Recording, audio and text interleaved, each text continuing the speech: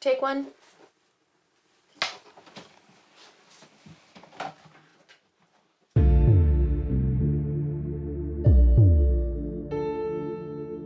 In 1988, I was living with my husband and my 1- and 2-year-old daughters.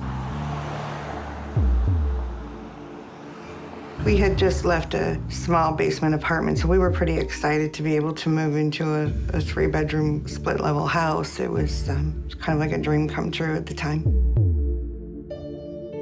The young family was just settling into their new life when Kat was contacted by someone she hadn't heard from in over a year.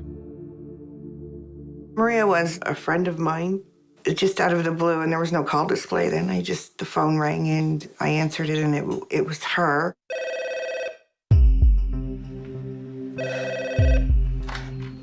Huh? There was this hysterical person on the other end saying, "I need your help." And what really got me was when she said, "They're gonna kill us."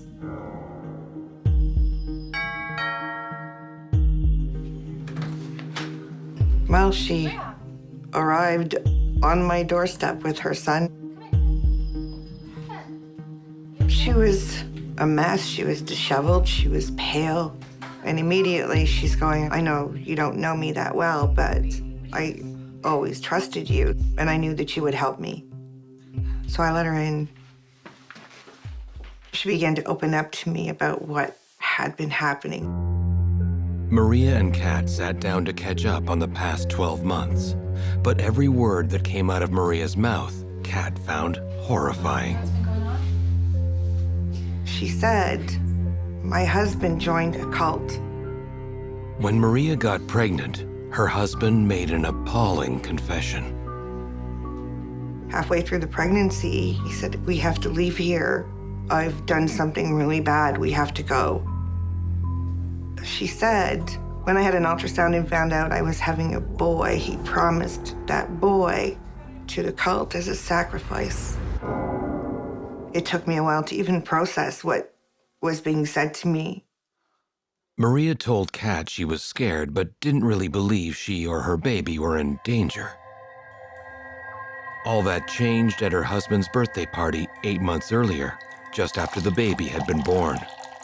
They had had a birthday party. And then she said, "I remember hearing my sister screaming, and I'm realizing I'm drugged. He's drugged us." She said, "There were these people in my apartment."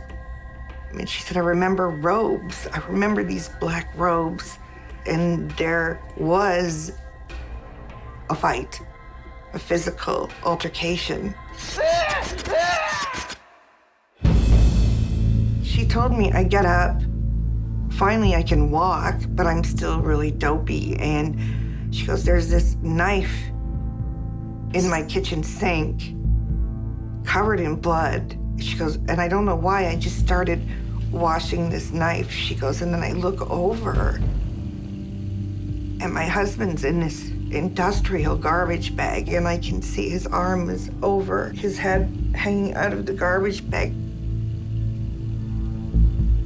His throat had been cut from ear to ear, nearly decapitated him." And she said, "I made it back to the couch and passed out." When she woke up, that garbage bag was gone. He was gone.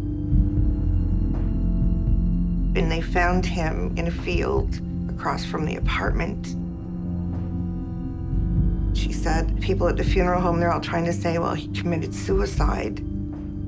No, he didn't. Maria's brutal tale did not finish with her husband's death. It was just the beginning. She began to tell me that shortly after the funeral, and actually someone called during the funeral and told her, "It's not over. We're owed. That baby is ours. He was promised to us, and we want him." And I said, "What have you involved me in?"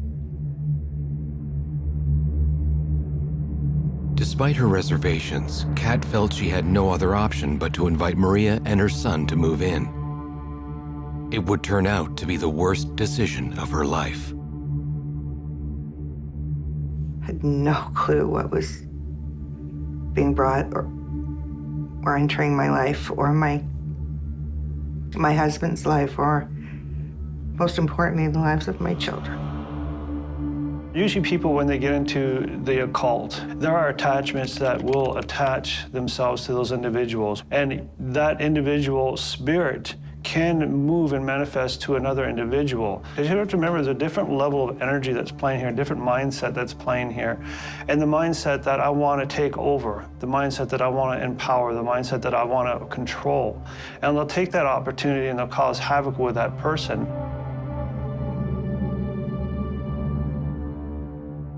Shortly after Maria had arrived,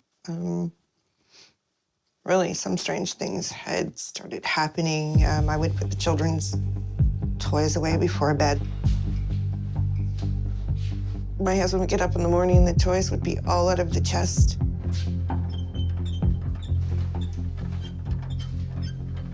And he'd say, "What are you doing? Like, why you always put them away? Someone's gonna trip." And I said, "But I did. I did put them away."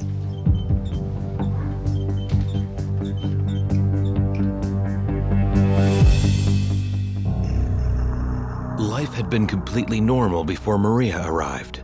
Kat now became convinced the strange events were linked to her friend. She feared that by taking Maria in, she had also invited in the spirit of Maria's dead husband. I had hung pictures that I liked. Some of them were very old pictures, I should tell you, so I loved them, but they would be off of the wall. Some of them were smashed on the floor, like someone had just walked by and hit them and knocked them off. What was very painful, actually, was finding my wedding picture shredded. The glass was shattered, the picture is shredded.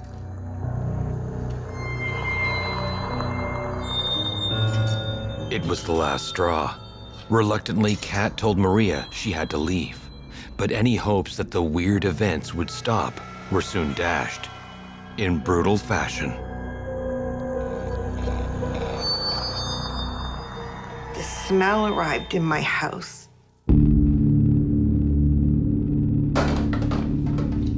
I was in the kitchen between dishes and I smelled this smell of rot, of decay.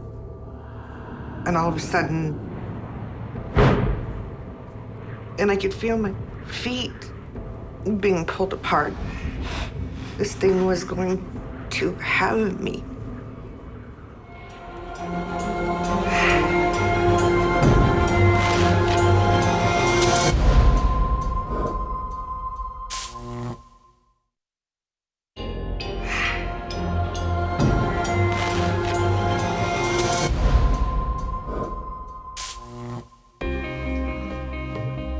In inviting a troubled friend into her home, Kat Larston had also allowed a malevolent spirit to enter, and it was becoming increasingly violent.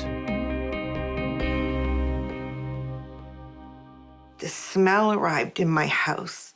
I was in the kitchen between dishes and I smelled this smell of rot, of decay. And all of a sudden,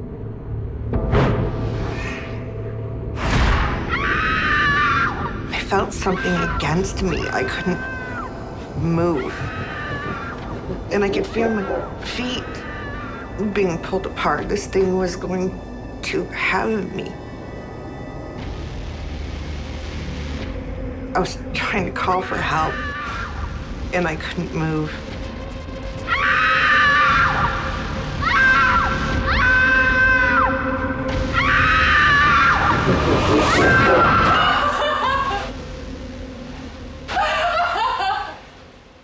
My husband saw my hips the next day, and I had bruises, just black.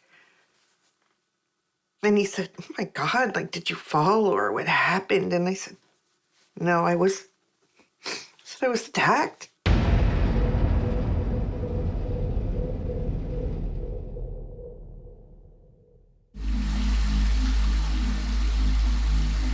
I I just want to go have a bath. I just want to bathe. But for Kat, nowhere was safe.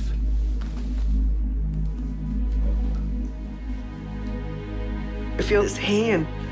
It literally, the fingers were on either side of the tops of my ears, and it pushes me under the water. I remember going, I have to get out of here. To tell him, I have to get out, I have to get out.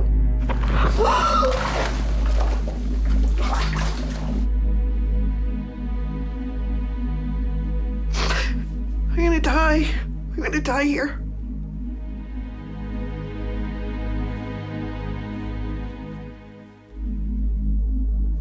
I remember thinking, just kill me. Just kill me.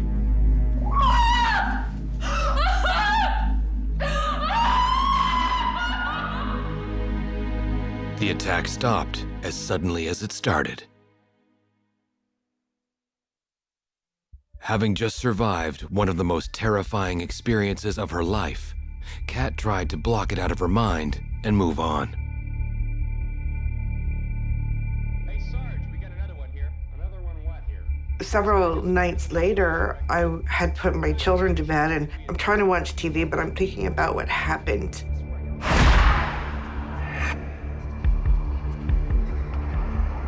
Kat was confronted by an enormous shadow figure.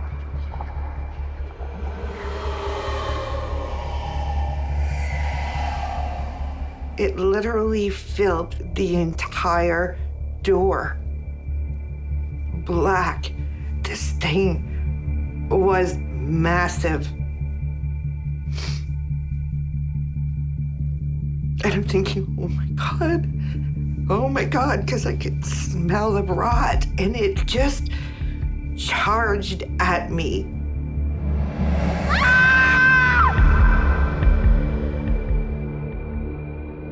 Once again, just as Kat thought she could take no more, the attack suddenly stopped. With her husband away, Kat was terrified of being in the house with just her young daughters. She asked her mother to come over. My mom was coming over, Hi, how are you? and so I had this big floral picture I had put up, and I'm standing there talking to my mom, and it just flies off of the wall and smashes. And all of a sudden, something's got me. It literally grabbed me and spun and then bang up on the wall. And my feet come up off the floor, and the nail where the picture is hung, I'm slammed against the wall, and it's pulling me down, and the nail is gouging my back, and my mom is screaming, "What's happening? What's happening? What's going on?" And I said, "It's gonna kill me."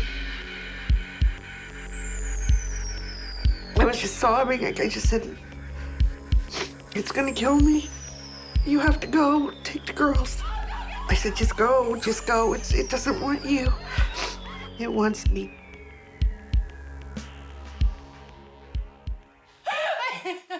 And I called my husband at work, and I said, I'm done. I can't stay here. I can't live here anymore. I can't do this. I packed up my kids as much as I could grab in a quick amount of time, and myself, and I left. I went to my mom's.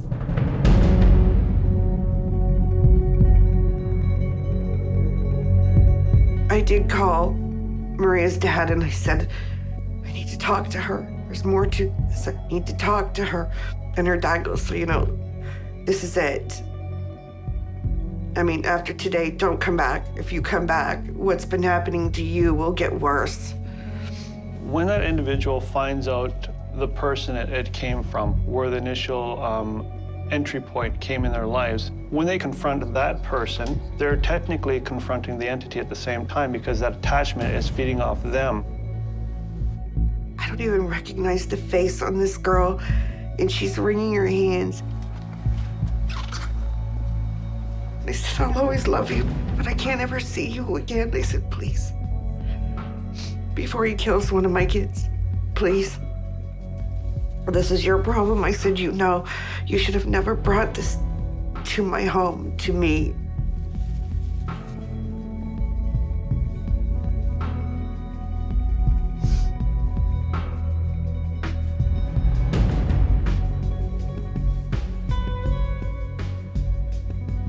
And I'm thinking maybe it was just a warning to me. Maybe it's over.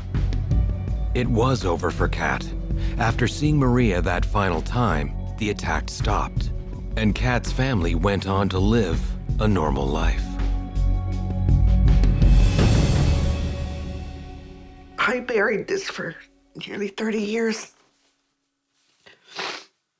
We don't even talk about it, my husband and I. He was really afraid that I might trigger something by talking to you.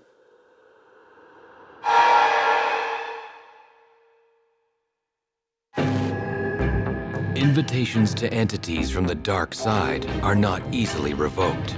Once a door is opened, the spirit world has a habit of sticking around.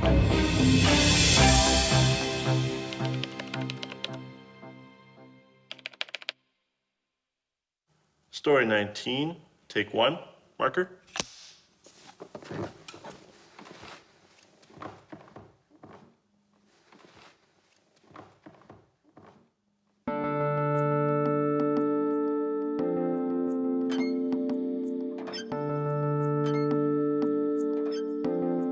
After struggling with some health issues, Dustin Terry had been looking for a new and cheaper apartment for him and his son Austin to move into. What attracted me to the building was the location. It was listed and it was fairly cheap in the paper, so I decided to call and check on it.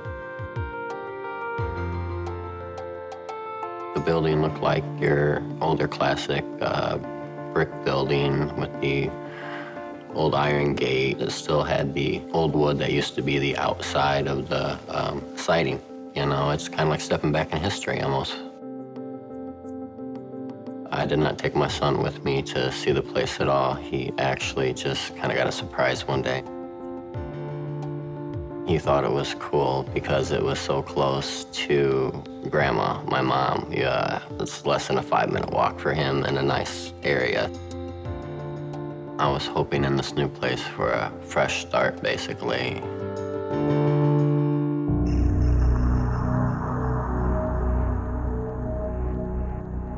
I was downstairs doing a little bit of laundry. The feeling I felt was just like you were being watched.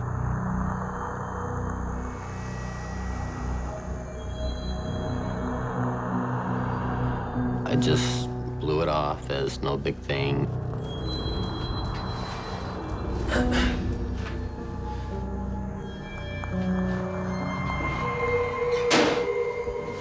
Let's go.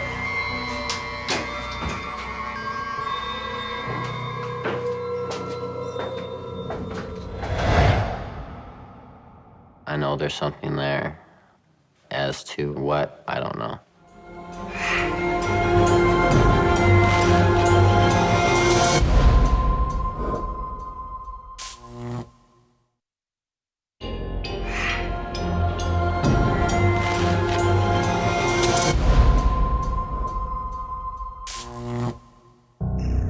Dustin Terry had just moved into his new apartment when he started feeling like he was not alone. I was downstairs doing a little bit of laundry. The feeling I felt was just like you were being watched.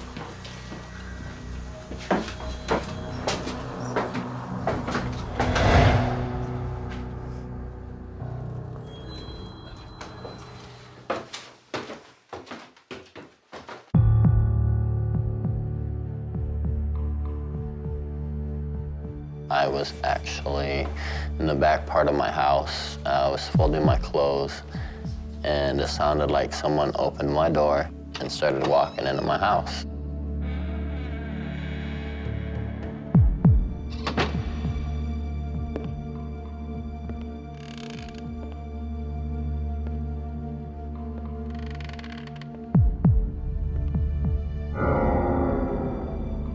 looked and seen no one there, it was mainly confused. There's just no way to explain it, really. I did not think about wanting to tell my son anything. I didn't want to bring that to his attention at that young of an age. Dustin had started to feel increasingly paranoid in his home.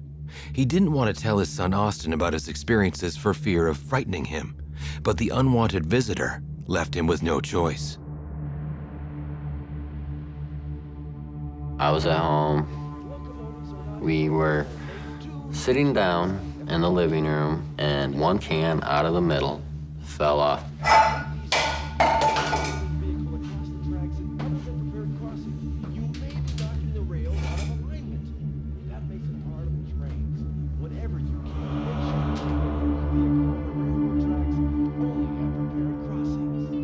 And I'm like, okay, it's nothing.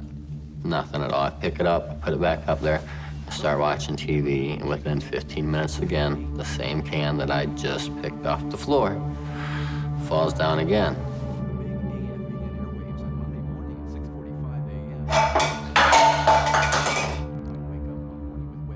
I was still confused. I still didn't want to admit it because I was still along the lines of, these are older apartments. I was like, no, it's got to be something that's very explainable.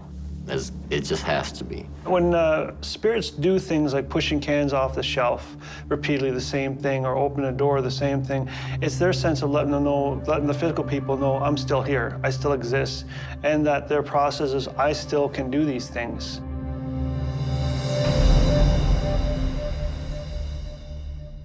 Dustin put the events out of his mind and tried to get on with his life. His girlfriend of 6 months started staying over at his apartment. My girlfriend would come over, usually once a weekend. I was watching TV. She said that someone just walked in and someone just touched me on my back. Someone grabbed me in the shower. Somebody grabbed me. There's nothing in there. Go look in the wardrobe. So now it's starting to get physical, and now I know I have a major problem on my hands. Worried about a possible intruder, Dustin started searching the rest of the apartment.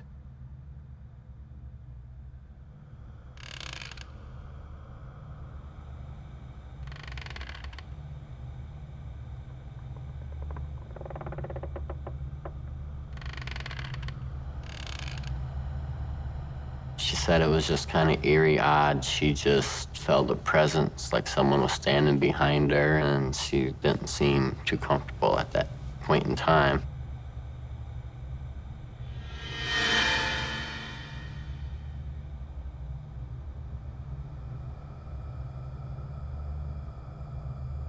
I know there's something there. As to what, I don't know.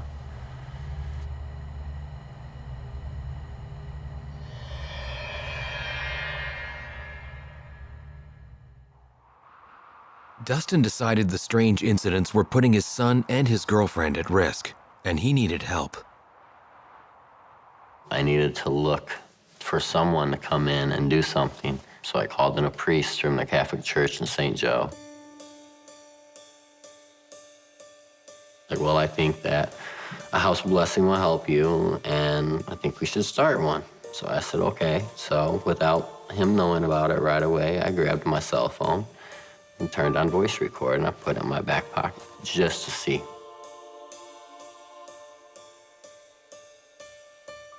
He starts with a couple of prayers, and he's reading from the scriptures as he walks through, and he does the holy water routine in every room.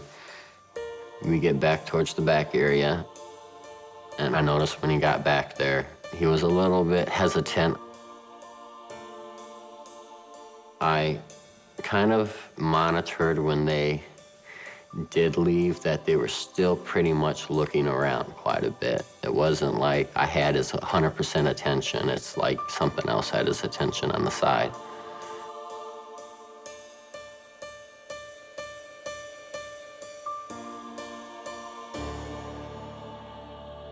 Dustin was not convinced the blessing had worked. After the priest had left, I decided to take the audio and transfer it over to my laptop.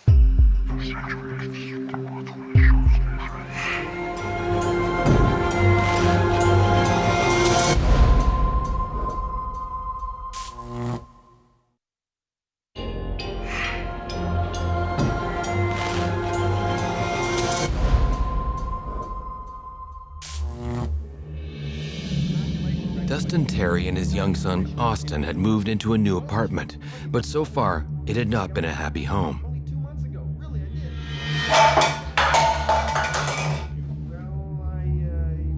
Dustin felt that someone or something was sharing their space, and he had called in a priest to do a blessing. After the priest had left, I decided to take the audio and transfer it over to my laptop.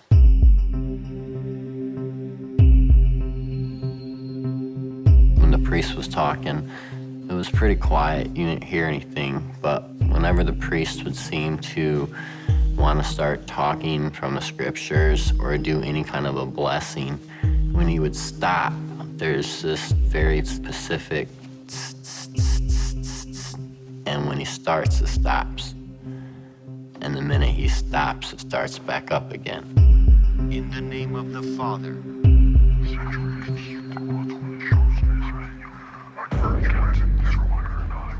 Something's talking back to him and doesn't want him here. the Son, and the Holy Ghost. After I heard the recording, you know, I was in a predicament as, do I stay or go? I'm very tired of not feeling comfortable, tired of not knowing if my kid's gonna be all right in the middle of the night, or if he has seen more and he's just not telling me, because I don't think that's a very good environment for a 12-year-old. It didn't take long for Dustin's doubts about the blessing to be proved correct. One day, me and my son were coming up out of the basement from the laundry room. You hear a whisper again, you know, you can hear some footsteps, and we made it to the stop step, and we stepped onto the carpeting, and there was clearly coming up.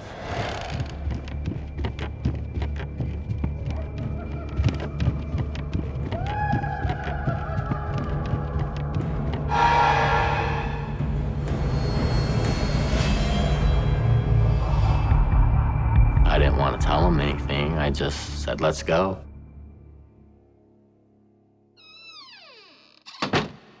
When you can't see something and you can hear the noise obviously going on, it's one of the most scariest things I think I've ever actually really been through.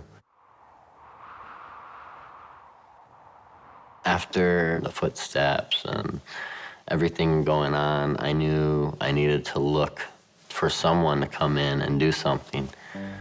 So I reached out to Lori, to the Paranormal Society. I could tell in his voice that he was scared, and it was a very disturbing experience that he had been having. But the more people that I talked to and found out that I'm not the only one that was having these experiences. Lori and her team started an investigation into the apartment building and spoke with Dustin's neighbors. A lot of these older buildings, like the one Dustin lives in, were motels, and they were converted into nowadays apartments. So whatever happened in the motels, you're going to get what is called residual entities that are still there. You're gonna get residual feelings, emotions in the building, and it's like glued to a wall. A lot of people who cross over are afraid to cross over, and they'll stay here. They'll stay with that opportunity in order to fulfill that sensation that they're still alive somehow. I had heard other stories from other people in the building. I figured back in the 1930s and 40s, somebody had opened a portal in there via a Ouija board and brought this thing through it, and they did not close off the Ouija board, and now these poor people that are in Dustin's building, not only him, have to deal with this. When I first moved in and had these suspicions, I didn't think it'd get this bad, but as it progressed, it got worse and worse. Things like these are tied to the property. It's hard to get rid of.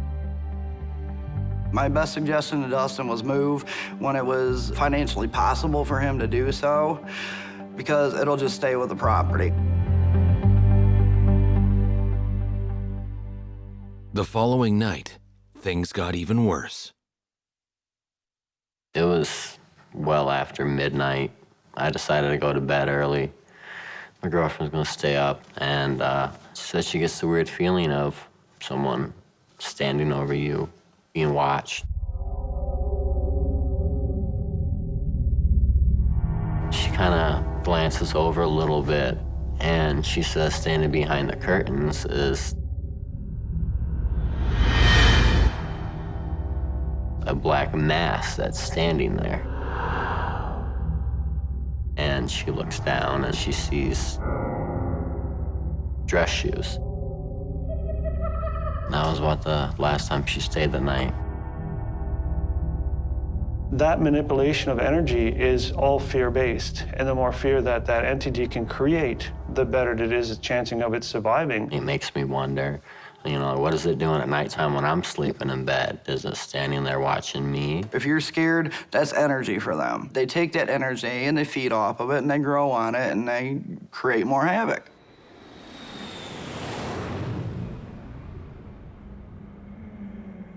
Two days later, I could hear the sound again of somebody walk through, but this time I'm able to see that direction.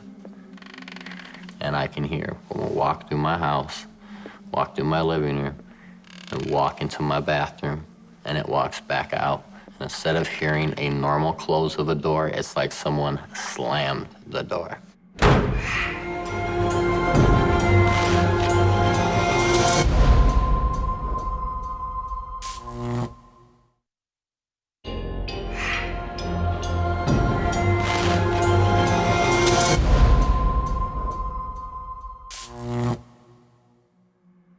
Previous occupants of Dustin Terry's home had opened a portal to the spirit world and invited evil into his apartment block. Now he had to deal with the terrifying consequences. I can hear someone walk through my house, walk through my living room, and walk into my bathroom, and it walks back out. And instead of hearing a normal close of a door, it's like someone slammed the door.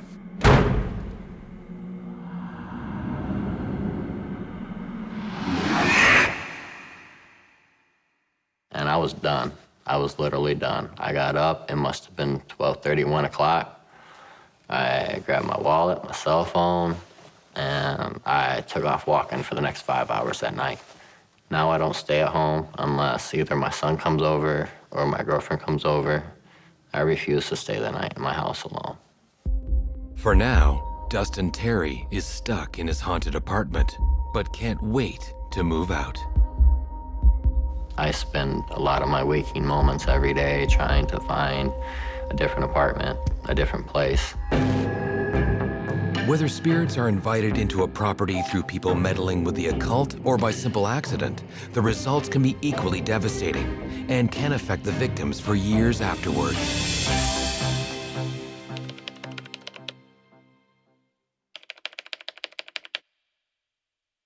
Story 9A, take 1.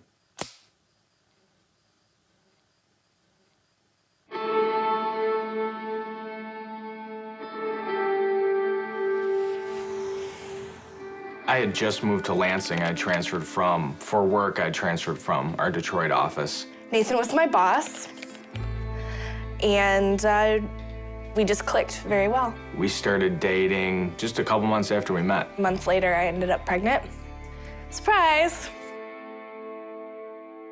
He ended up very quickly moving out to Lansing with me.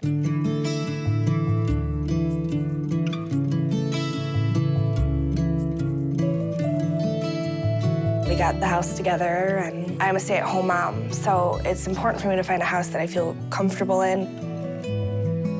The house was cute, small house. 4 bedrooms, perfect for myself, Nathan, and, Adam, who's 1. He liked the house because he had the room to run around, and, he had a pretty good-sized yard for him.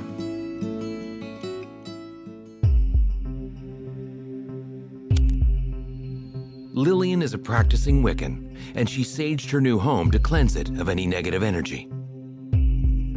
Being a Wiccan and being a witch, you have to protect yourself. You have to protect your family. She would go around the house with it kind of smoldering, and she would have a prayer that she would say.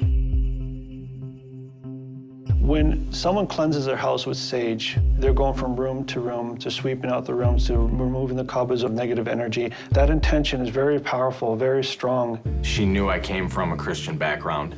I was, I guess you would say, typical closed-minded, you know, about those types of things. And it just always seemed real cheesy to me. Adam started seeing a little boy.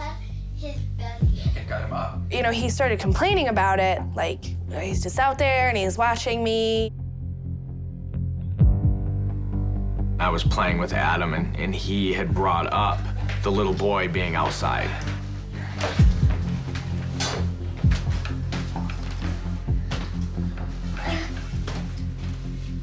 I knew it wasn't a little boy because our neighbors didn't have little boy children, and our house was kind of far off of the road, so there was really no way.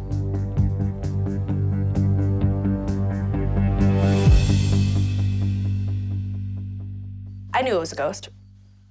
I knew. I right away. And I had asked him, you know, is he scary? Does he, you know, does he frighten you? Does he make you uncomfortable? And he said no. So I told him, I said, well, tell him to come in and play with you. And right away, he said, come on in and play. He shouldn't have done that.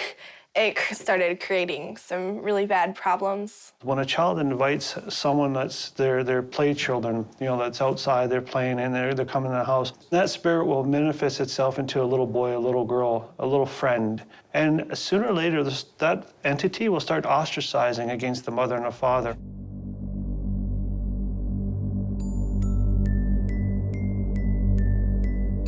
We would play music for Adam when he was going to sleep, and it was always on really soft, and it was up on the dresser where he couldn't reach the iPod and the little radio it was connected to. We were just laying in bed. It was like 2 o'clock in the morning. We were watching TV, and I heard music, and it was like really loud.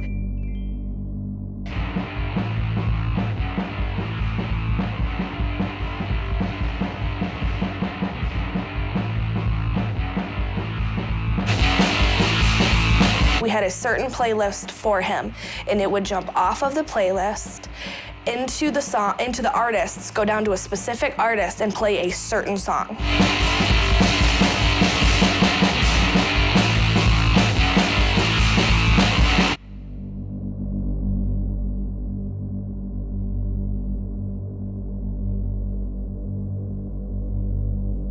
It got to the point where it was almost a daily occurrence. I was afraid that it had something to do with, you know, me inviting the ghost or whatever it was inside the house. And having been invited in, this entity was only going to get worse. When a negative spirit enters your house, it feeds off of the negativity, not just fear, but off negativity. So it makes people fight inside their homes. There was an incident where we were arguing. Wait! What about you? Your boyfriend!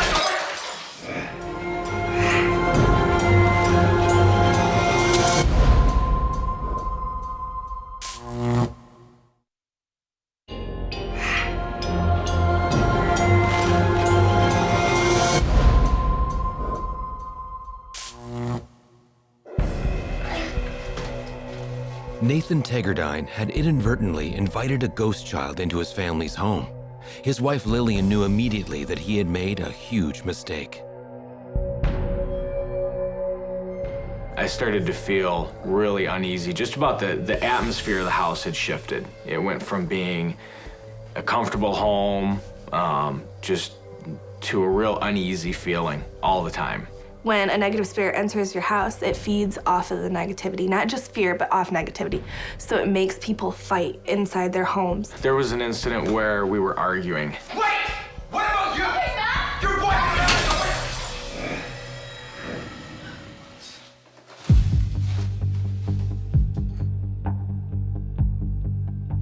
It's just something that, again, you can't explain. There was nobody in that direction where the mirror even came from, and neither of us owned that mirror. I had never even seen it before, and I had no clue where it came from. She didn't know where it came from. It wasn't anything good. When spirits apport things, they take things from their timeline and they manifest it into this world. There is objects that they can manifest, like spoons from 1912, forks from shoes to different objects, to let you know that they have the ability to move those objects. What do you do in a situation like that?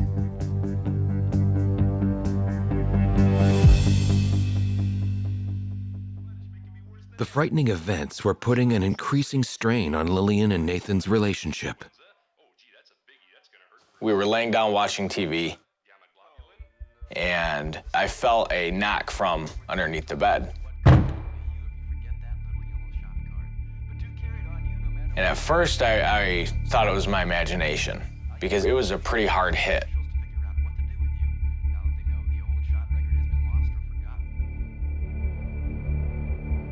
At the very end of the bed, she looked down and saw... It had no eyebrows, and his eyes were just completely black, and it's just staring at me. I knew it wasn't good. I knew it wasn't something positive. I knew it was something that couldn't have the best intentions. Causing harm was something I was afraid of. I was afraid of that's where it was escalating to. It was getting to the point where it either could cause harm or was going to try to cause harm to somebody. Looking to escape their troubled home, the family decided to relocate.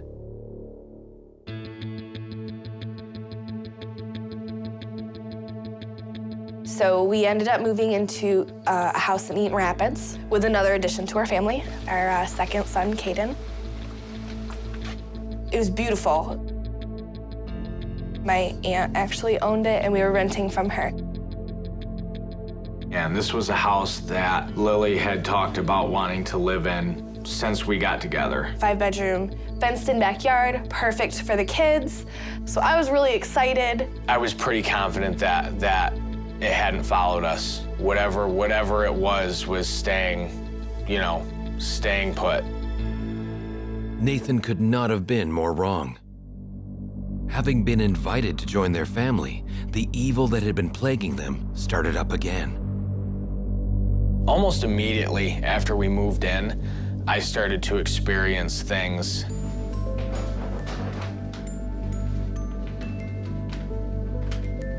We wanted our younger son, closest to us. His bedroom was right across from ours on the upper level.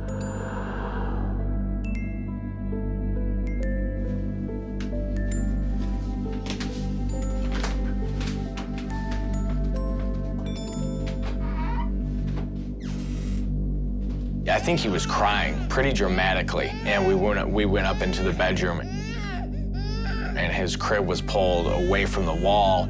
All the way next to the edge of the closet door.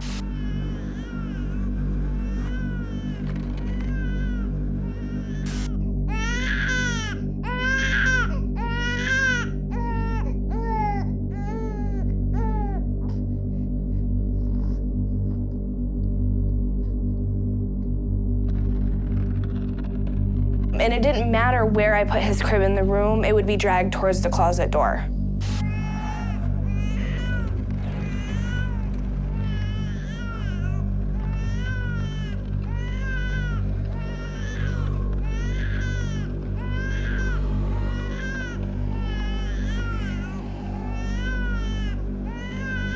At that point, I would get a really negative feeling being in that room, and I wanted to get out of there. Fearing for the safety of their new baby, Lillian and Nathan decided enough was enough and moved house again.